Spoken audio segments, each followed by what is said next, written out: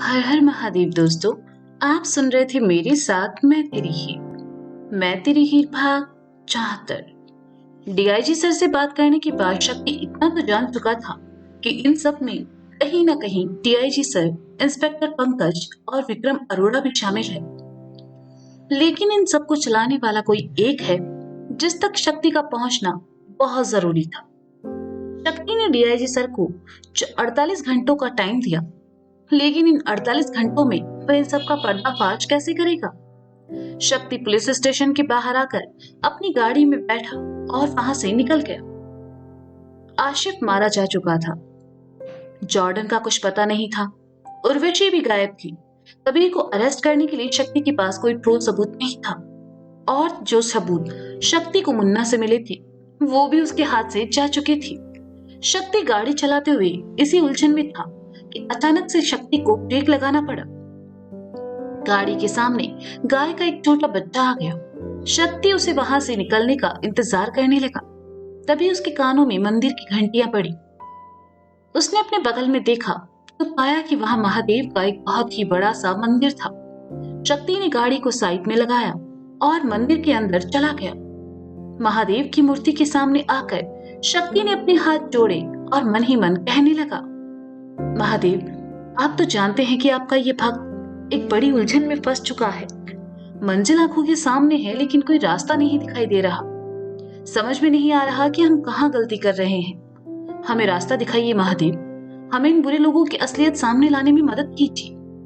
बस एक संकेत दीजिए। हम वादा करते हैं हम आपका विश्वास डगमगाने नहीं देंगे।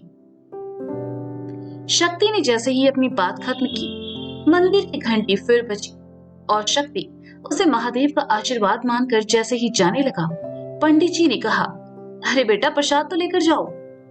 शक्ति वापस आया तो पंडित जी ने उसके माथे पर तिलक किया और उसे प्रसाद देकर कहा, महादेव तुम्हारे मन की उलझन को दूर करे बेटा।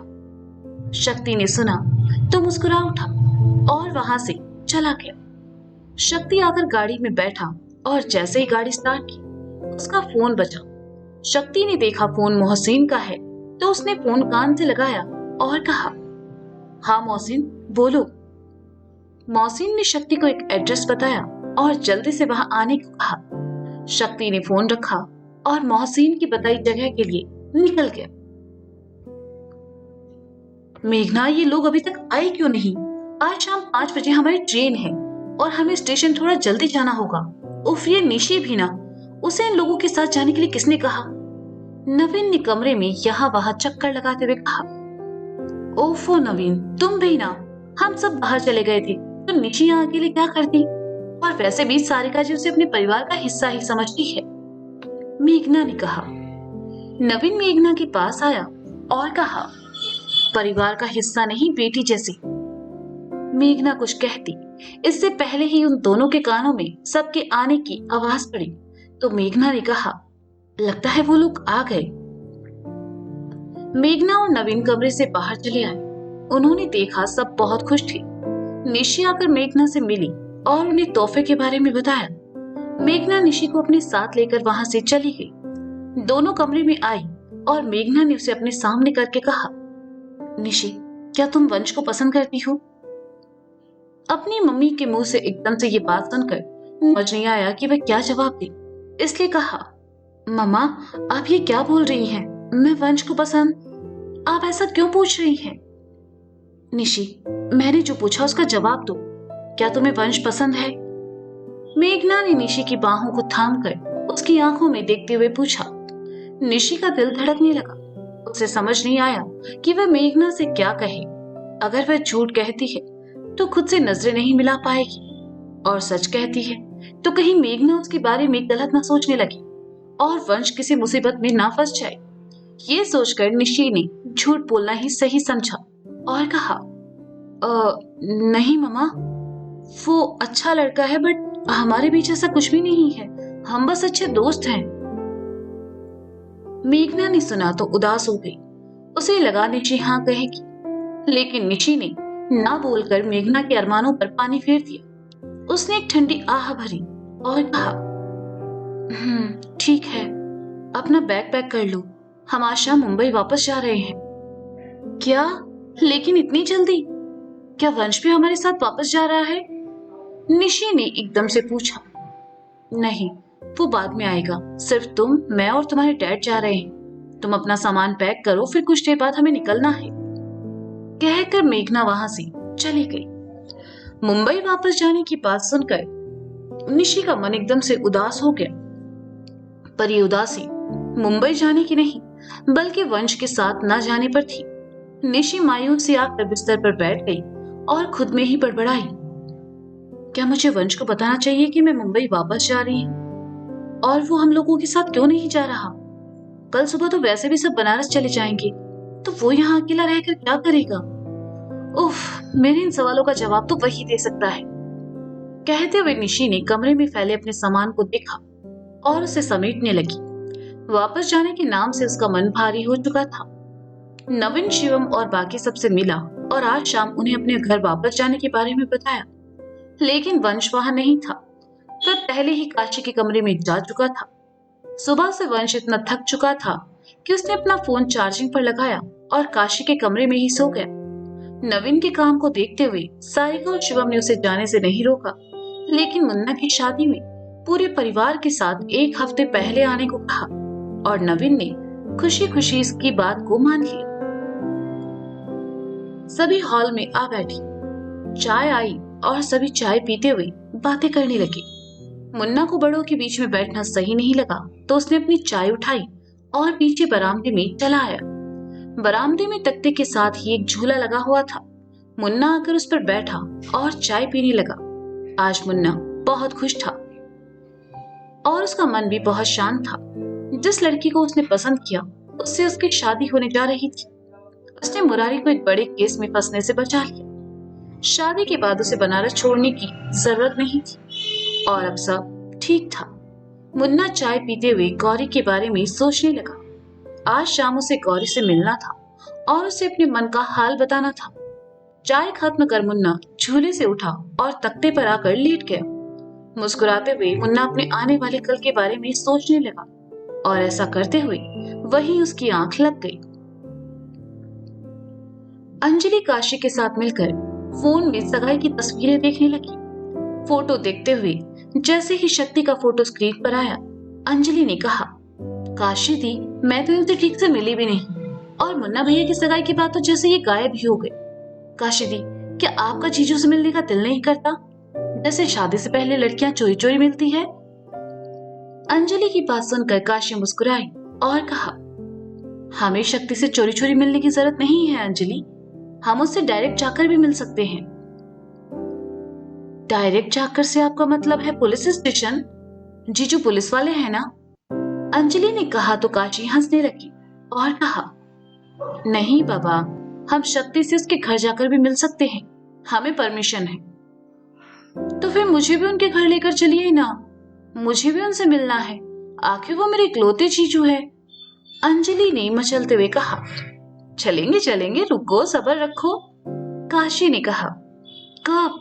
कल सुबह तो हम वापस बनारस चले जाएंगे। अंजलि ने मासूमियत से कहा। काशी सोच में पड़ गई।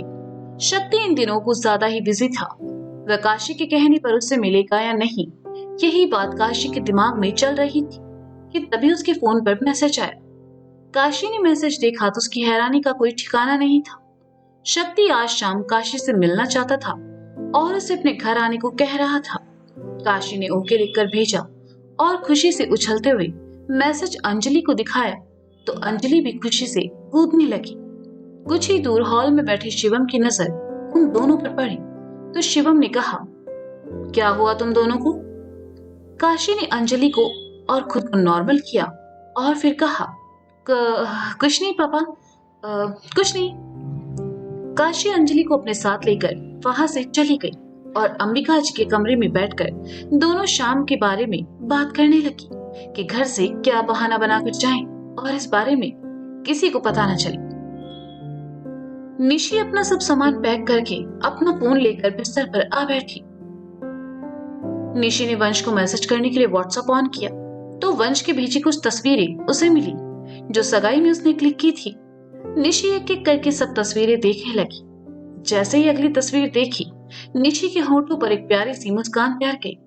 उस तस्वीर में निशी के साथ वंश भी था और दोनों साथ में बहुत ही प्यारे लग रहे थे।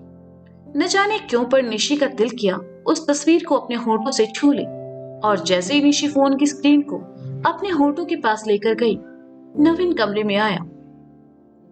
बेचारी निशी के हाथ से फोन गिरते गिरते बचा और वह हड़बड़ाकर उठ खड़ी हुई। निशी, तुम्हारा सामान पैक हो गया बेटा? नवीन ने पूछा। हाँ डैड, हो गया, निशी ने कहा। ठीक है, तुम तैयार हो जाओ, आधे घंटे में हमें स्टेशन के लिए निकलना है। मैं मेघना को भेजता हूँ, नवीन ने कहा और वहां से चला गया। निशी ने राहत की सांस ली और अपना फोन उठाया। उसने वंश को मैसेज किया। ए चिरकुट, तुम कहाँ हो? घर में दिखाई क्यों नहीं दे रहे? हेलो, मैं तुमसे बात कर रही हूँ, जवाब दो। लगता है तुम फिर भाव खा रहे हो। लिसन, मैं मॉम डैड के साथ वापस मुंबई जा रही हूँ। तुम साथ क्यों नहीं आ रहे? क्या तुम्हें अब तक मुझ पर गुस्सा है? अच्छा बाबा, सॉरी, तुम्हारी पसंद अच्छी है, लाइक बहुत अच्छी है। आधे घंटे बाद मैं यहाँ से चली जाऊंगी। क्या तुम हमें स्टेशन छोड़ने भी नहीं आ रहे? क्या हुआ, तुम्हें जवाब तो दो। तुम इतने अजीब क्यों हो? भाड़ में जाओ तुम, बाय। निशी ने एक साथ इतने मैसेज भेजे, लेकिन वंश ने एक का भी जवाब नहीं दिया। और बेचारा देता भी कैसे? सोया हुआ आदमी भी भला कोई रिप्लाई करता है क्या? लेकिन निशी को ये बात नहीं पता थी और वह फिर वंश से नाराज हो गई। उसने फोन बिस्तर पर फेंका और तैयार होने लगी।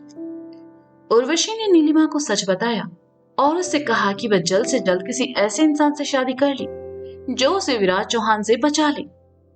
नीलिमा बस ऐसे ही एक इंसान को जानती थी। वह उठी और उर्वशी से कहा, चलिए। कहा नीलिमा? उर्वशी ने कहा, इस शहर में वही है जो मुझे इन लोगों से बचा सकता है, आप आइए मेरे साथ। कहते हुए नीलिमा ने अपने बैग में कुछ जरूरी सामान रखा और उर्वशी को साथ लेकर वहां से चली गई। उर्वशी ने वार्डन से बात करके नीलिमा को कुछ दिन अपने साथ घर में ले जाने की बात कही और दोनों वहां से निकल गए। नीलिमा ने सामने से आ रहे ऑटो को रुकवाया और उर्वशी के साथ उसमें आ बैठी और वहां से चली गई। वहीं कुछ ही दूर खड़ी बाइक पर बैठे आदमी ने हेलमेट लगाया और ऑटो के पीछे चल पड़ा। उर्वशी और नीलिमा को इसकी खबर तक नहीं थी कि कोई उनका पीछा कर रहा है। कुछ देर बाद ऑटो विक्रम अरोड़ा के घर के सामने आकर रुका। नीलिमा और उर्वशी नीचे उतरी और ऑटो वाले को पैसे देकर घर के अंदर चली आई। गार्ड नीलिमा को पहचानता था, इसलिए उसे अंदर जाने से नहीं रोका। उर्वशी बस खामोशी से नीलिमा के साथ चली जा रही थी। उसे खबर तक नहीं थी कि जिन लोगों से वह नीलिमा को बचाना चाहती है, उनमें से एक शख्स विक्रम अरोड़ा का घर यही है। बाइक वाले ने जब उन दोनों को अंदर जाते देखा तो अपना फोन निकाला और किसी को फोन करके कहा, सर, उर्वशी तो आपके घर के अंदर जा रही है, उसके साथ एक लड़की भी है सर। ठीक है, तुम वहां से निकलो, मैं आता हूँ। दूसरी तरफ से आवाज आई और फोन कट गया।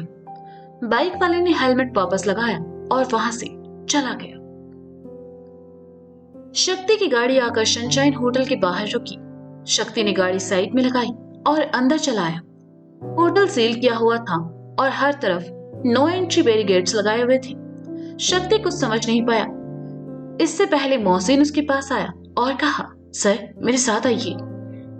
शक्ति मोहसिन के साथ चला गया। मोहसिन शक्ति को लेकर ऊपर आया और दोनों एक कमरे में आए जहां कुछ पुलिस वाले पहले से मौजूद थे। कमरे में आते ही शक्ति ने अपनी नाक को रुमाल से ढक लिया। बदबू का एक तेज भपका शक्ति को महसूस हुआ। फर्श पर खून से लथपथ एक लाश पड़ी थी और उसके आसपास कुछ शीशे के टुकड़े और खून के निशान भी। शक्ति लाश के पास आया और जैसे उसे देखा, उसकी आंखें फटी की फटी रह गई।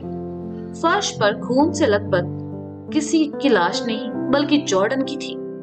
एक के बाद एक सबकी मौत होती जा रही थी और जो इस केस से जुड़ा था। शक्ति मोहसिन की तरफ पलटा और कहा, यह सब कैसे हुआ, कोई जानकारी? सर फिलहाल तो बस एक जानकारी मिली है और वो ये है कि ये रूम किसी उर्वशी नाम की महिला ने बुक किया था, मोहसिन ने कहा। शक्ति ने जैसे ही उर्वशी का नाम सुना, हैरानी से मोहसिन को देखा। यही तो वह कड़ी थी जिसे शक्ति ढूंढ रहा था। तो क्या लगता है आपको, क्या शक्ति उर्वशी को ढूंढ पाएगा? क्या शक्ति सुलझा पाएगा इस गुत्थी को? जानने के लिए सुनते रहिए मैं तेरी ही मेरे साथ। Bye bye.